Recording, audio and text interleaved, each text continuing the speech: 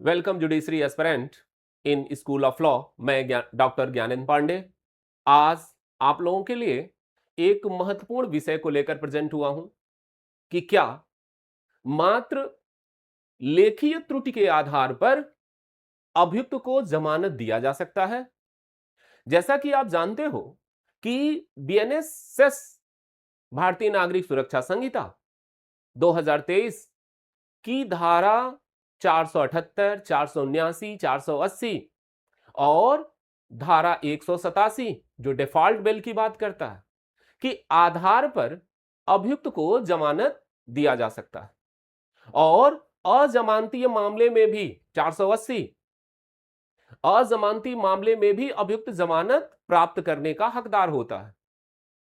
और इसके संबंध में सुप्रीम कोर्ट ने मोतीराम वर्सेस मध्य प्रदेश राज्य के मामले में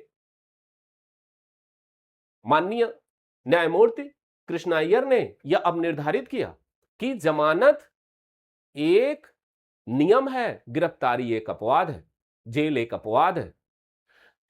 लेकिन अजमानती मामले में जमानत देने के लिए कुछ तर्क देना पड़ेगा, न्यायालय को कुछ तर्क देकर संतुष्ट करना पड़ेगा, ताकि और यह बताना पड़ेगा कि अन्वेषण सही क्रम से नहीं हो रहा है, विद इन टाइम में चार्जशीट पेश नहीं हुई, या यह संदेह है कि अभियुक्त अजमानती अपराध का दोषी है, या यह बताना पड़ेगा कि अभियुक्त किन कारणों से जमानत पाने का हकदार है।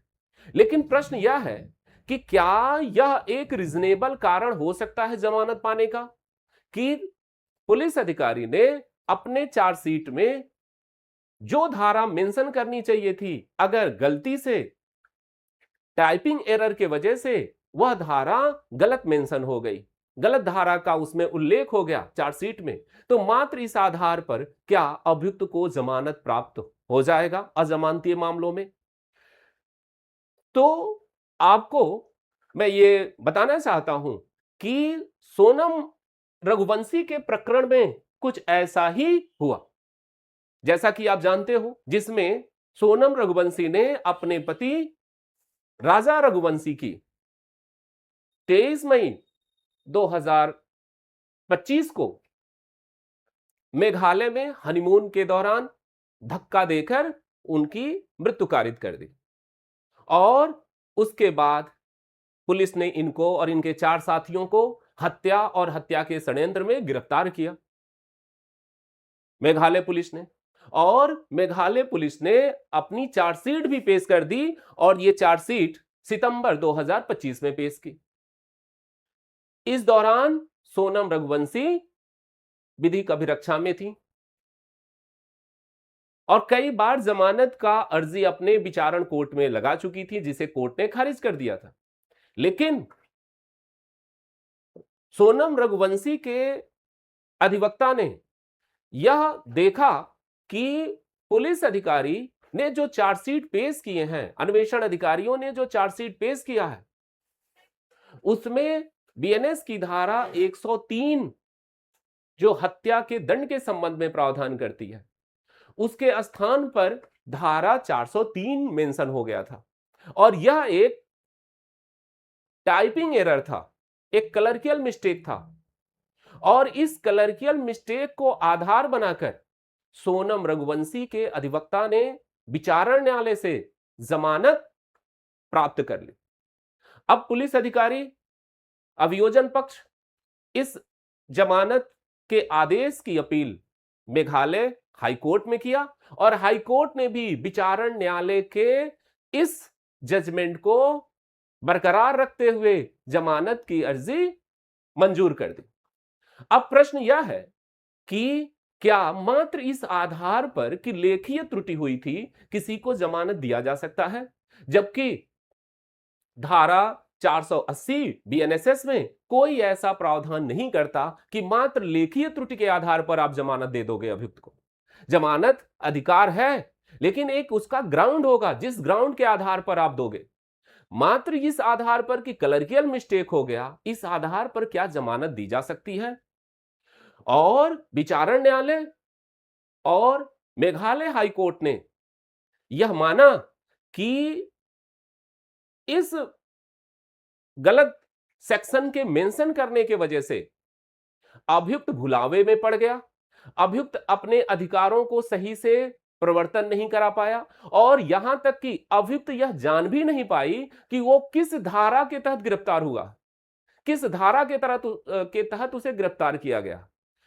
इन्हीं कंफ्यूजन, इन्हीं आधारों को लेकर मेघालय हाईकोर्ट ने सोनम रघुवंशी को जमानत दे दी। अब अभियोजन पक्ष इस जमानत के खिलाफ सुप्रीम कोर्ट में अपील किया है, जिसकी सुनवाई अगले थर्सडे को होने वाली है। सुप्रीम कोर्ट के सामने यह प्रश्न है कि क्या यह जमानत प्राप्त करने का एक इंपॉर्टेंट आधार है? क्या इसके आधार पर अभियुक्त जमानत प्राप्त कर सकता है, मात्र इसी के आधार पर? और जैसा कि आप जानते हो कि जमानत अभियुक्त के फेवर में, और जहां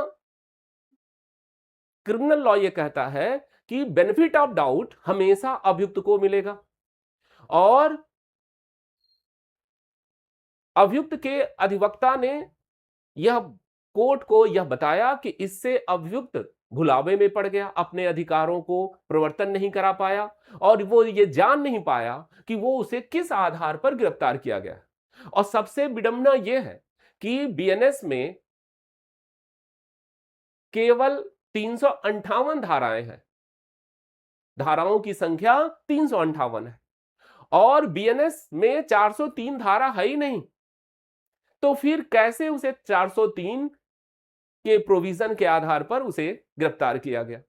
तो इन्हीं सब प्रश्नों को लेकर सुप्रीम कोर्ट में अपील की गई है। अब यह देखना है कि क्या सुप्रीम कोर्ट इसको एक क्लर्कियल मिस्टेक के आधार पर, क्या इस सेक्शन को मात्र टाइपिंग एरर के आधार पर जमानत को रद्द कर सकता है?